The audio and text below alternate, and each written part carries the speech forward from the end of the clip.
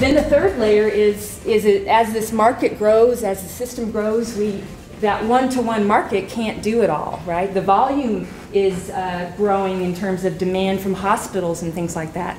So we need more steps in the market. We need perhaps a middleman doing distribution and things like that to make the system flow better. And that's another evidence that our system is coming back to life at those inner layers, because more and more is happening in terms of building that chain of businesses that are needed to move more food. And one example is a distributor, international distributor called Cisco. They serve this region out of Grand Rapids, and the guy with the glasses on his head was with them. He's moved on to work with another distributor on sourcing local foods. And he knew that in West Michigan we have all these apples, right? This is a fruit-producing area, but Cisco, through their global food system that they always source all their food from, only offered red and golden delicious apples to all their customers in West Michigan, even though we have all these apples. So in order to serve some other apples, he had to really basically go out and start meeting the farmers. And he did that on many other products, but it takes going out and being innovative like that. And when he did that, though, a couple years ago, Cisco, based out of Grand Rapids, started selling 12 varieties to apples to customers in West Michigan. And that was really good feedback to the company to do more of that, because they generated more sales and some brand new customers, because the market is demanding that. So the innovation is starting with people like that, figuring out ways to do it. And the next slide. And one of the ways they're starting to do that, what's developing to support that, is something called a food hub. You guys have probably heard about that. But a lot of the facilities that we need for this local and regional food market to develop don't exist anymore. The distributor has a warehouse way over here, but we need warehouses and distribution and storage that may be smaller in scale and closer to the regional market. So food hubs are developing, and that's an entity that will help aggregate product from farmers and then get it out to markets. And it's kind of a middleman function that's really important. A lot of nonprofits and businesses are doing this. The Department of Agriculture recently did a survey around the country, and they found nearly 200 food hubs, and they're growing in sales and numbers of farms that are involved. So that's a really important part that's happening. Another picture. Another thing that you find going on in communities are incubator kitchens, or community kitchens, to help entrepreneurs go from idea to commercializing their product. And so this is in Kalamazoo. They have a very successful incubator kitchen called the Can Do Kitchen. And again, many of those entrepreneurs are selling to the hospital and other places, and now more hospitals, because they've been able to grow their business in an affordable way at a place that gives them access to commercial kitchen equipment and assistance in developing their licenses and things like that. So that's a really important thing that you see commonly in communities like this, where people are working to build their food system. Another picture. And just getting it out, a lot of times, again, we don't have the distributors that are handling these local and regional products. So there's business opportunities in that. Up in Ellsworth, northern Michigan, this one family has put together the Michigan Farm Market, and that's where people can buy a bunch of products from northern Michigan from one website, one shopping basket, and get it sent to them all around the country. Another one. And now economic development officials and local government and people are recognizing the value of business development and access to healthy food and the community building involved. And one example is out in Wisconsin. They recently, when a big business left town, got rid of 80 jobs, they looked around and they said, agriculture is really a big part of what we are in our rural community. And let's invest in the facilities that we hear from the farmers and others is needed.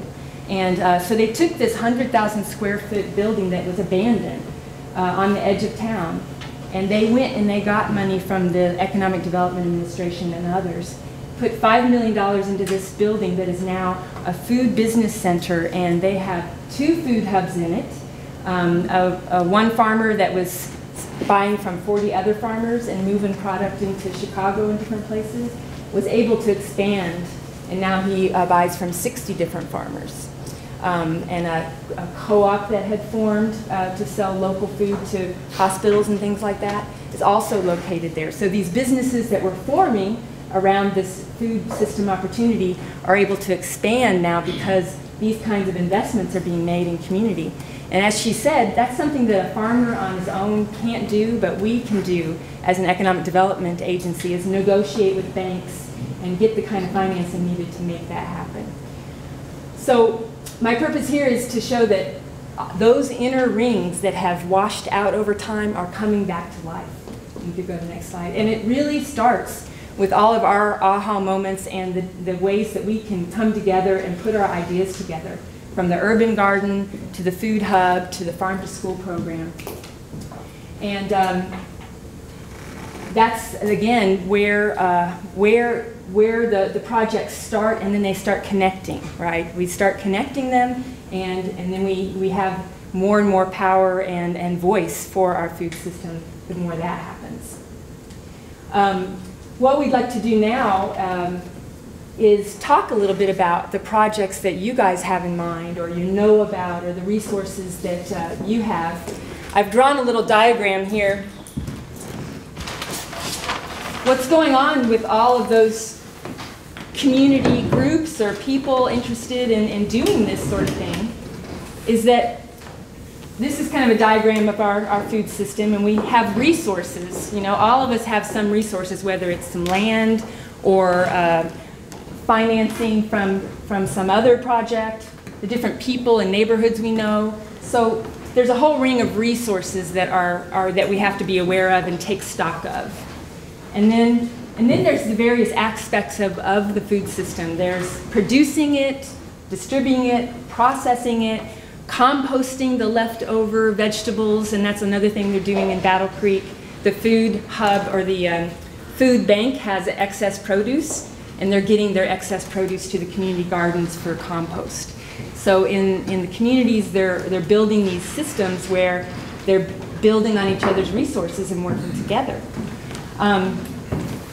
So I want to just wrap up, and what we're going to do at our tables is talk a little bit about the resources that we all have at our disposal in this community amongst all of you, and all the different types of things you're involved in or want to develop as part of this project. And then do a little bit of connecting and mapping that out. Here's an example from my work in northern Michigan. I mentioned the Farm to School project that we worked on.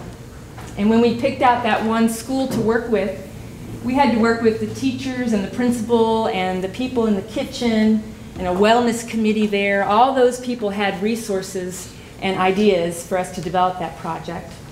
And then the farmers, of course. And then what happened once the school got involved and interested in Farm to School, they just told us that one of the biggest things they needed was the cost of buying the local food wasn't so much an issue, it was the cost of extra labor to prepare the fresh food versus just opening up the package. So the next step for our project was to work with them to get some training for their food service people on knife skills. So then we discovered we needed to connect with a chef in town who had done training and things, and so we worked on a training for the food service people, and just some knives and knife skills helped them take the next step and make soups with the local vegetables in the fall and things like that. We also, in order to buy knives for the community, we didn't have that in our current grant, you know, but we talked with the hospital, and they have an auxiliary group that raises money and try to support things, and they became interested, and they added some money for that sort of thing. When the Farm to School program started growing, the school decided, we really want to start buying food in the fall or the spring and freeze it and use it in the winter. But where are we going to store? We don't have the storage space in our school kitchen. And the farmers, there's no other storage space. So they had to find some, and it turns out that there's a local produce market that closes down in the winter. And they have some freezers and coolers there. So the school started working with this business in the community to provide that infrastructure for them. And then right now, the flow of local food is growing in northern Michigan, and the relationships that we developed with our local government and economic development people, they are now involved in leading the effort to develop a food hub in the region. So farm to school, getting access to storage and refrigeration, all that's a really important part of this food hub because the schools got involved. So this is kind of an example of the progression of the project and all the different people that end up being involved.